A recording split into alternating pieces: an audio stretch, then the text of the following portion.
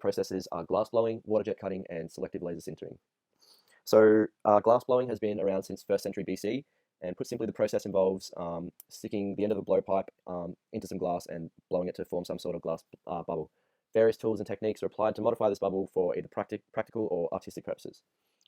The process in more detail, the glass is heated in a furnace to about 1090 degrees Celsius. One end of the blowpipe is rolled around onto the glass, the molten glass, until the desired size of glass is attached to it. Then the glass is rolled onto a flat metal slab called a marber. The marber is used to control the shape and temperature of the glass. When the glass cools down too much because it's been on the marber or out of the heat for too long, it's moved into a small chamber to quickly heat it and then back onto the marber to continue working. Before it's blown, if any colors are being added to the glass, which are, I guess, usually more of the artistic purposes, the molten glass is rolled around in colored crushed glass pieces, which fuse almost instantly due to the temperature of the molten glass. Once the glass has fused, it's placed onto the marble to be rolled once again, and blowing can begin. To create the shape, air is blown from one end of the blowpipe by the craftsperson into the glass to the other end of the blowpipe. The blowpipe is put on a steel stand to assist the artist, the glass artist, as this can be a tricky process. The blowpipe and glass is rotated at the same time. This is to prevent the glass from drooping down to one side, and this rapidly cools the glass, and so it needs to be reheated multiple times during this process. To remove the glass from the blowpipe, steel tweezers called jacks are used to separate and stretch the bottom part of the glass from the blowpipe, and then a solid tap is all it needs, and it'll break off. The last step is to take the glass to an annealing oven where it'll cool down very slowly, usually overnight, because the glass is very susceptible to breaking if it cools down too rapidly. The application of glass blowing, it's used today to make art as well as everyday household objects like glass cups, vases. It's an old technique, and although the technique has changed a little bit over time, the intended use of glass blown products have pretty much always been the same. On a side note, the process of attaching handles feet is, I guess, the same kind of process, but this is called welding. So I've just got my little sample collection here. I took this photo in my house as I didn't have any chance to visit any factories during this time, but yeah, all of these have been glass blown to some extent. Design considerations.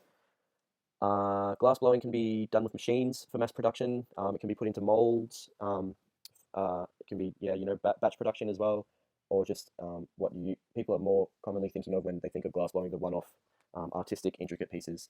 The machine blow process is for cost-effective mass production, whereas the hand blow process is more appropriate for unique glass pieces.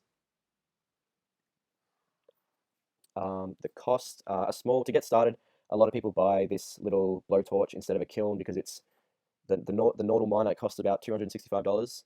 It's probably the cheapest you can get really in terms of glass blowing. A beginner will be able to make marbles with a torch like this. If someone's more advanced, they can make larger pieces, but you will eventually want to move to a bigger torch or a kiln. Kilns start from around $800.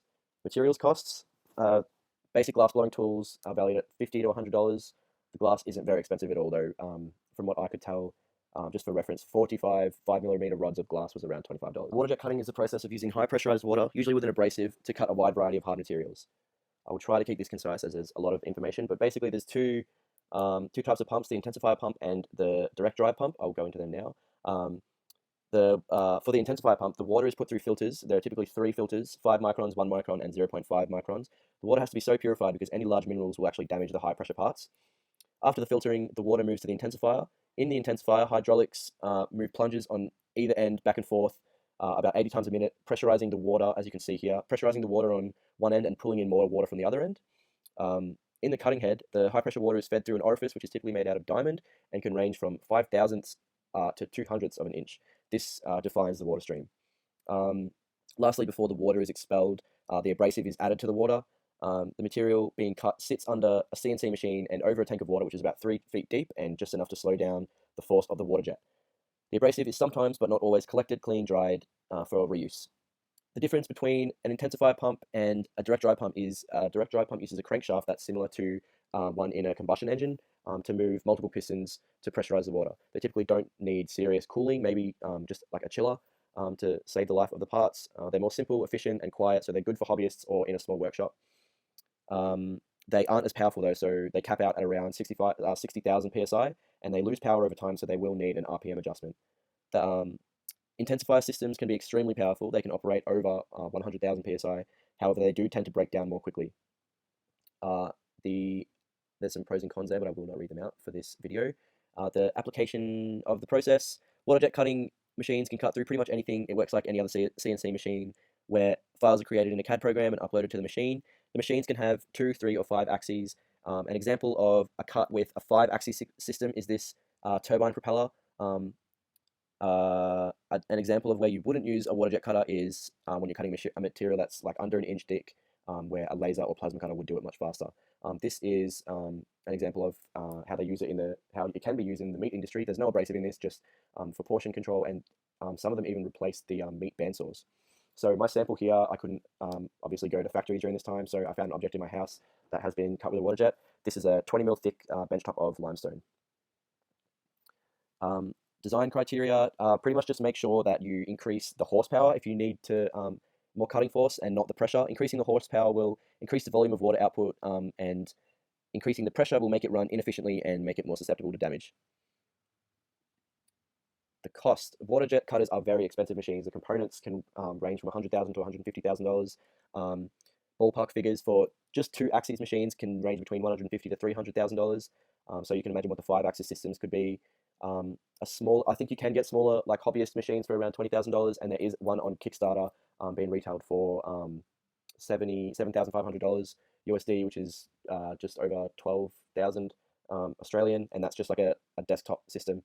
And yeah, down here you can see like Flow, very good water jet cutting system manufacturers. There's I think their smallest and their biggest water jet cutting systems.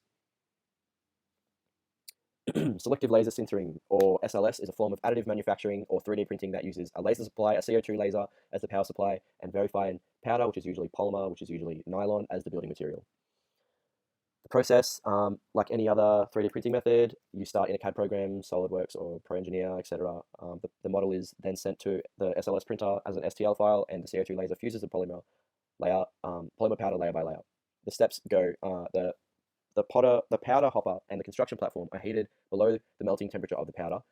The first layer of the powder is transferred onto the construction area. The laser sinters the appropriate particles together for the first layer. When the layer is complete, the platform moves down to allow the next layer to be added, and the process repeats.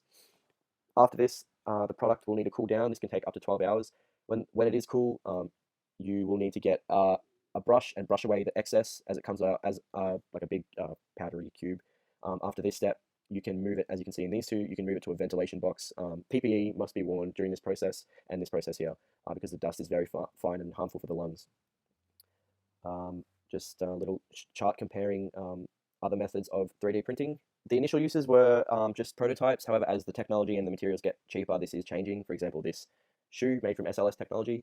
The 3D printing parts can now be stacked, not just next to each other like other 3D printing processes, but they can be stacked on top and underneath each other, which saves a lot of space in 3D printers.